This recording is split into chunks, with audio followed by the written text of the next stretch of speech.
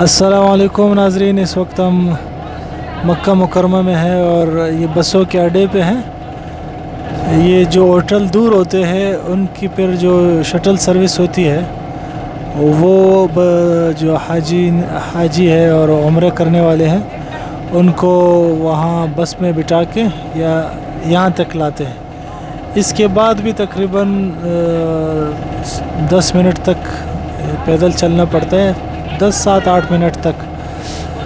तो अगर आपके पास पैसे हैं तो कोशिश कर ले कि आप हज़रात करीबी जगह ले लें, जिसका बहुत ही फ़ायदा है। और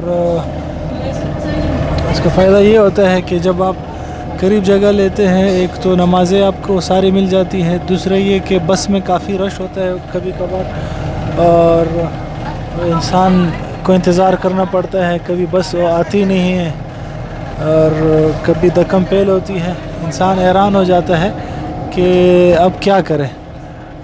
तो कोशिश कर ले करीबी जगह ले। कबूतर चौक के आसपास बहुत ही ज़बरदस्त जगह है करीब, और अगर आप दूर लेना चाहते हैं तब भी आपकी मर्ज़ी है, लेकिन मेरा मशवरा ये है कि आप करीब उम्रे के लिए जब आएँ करीब जगह लें।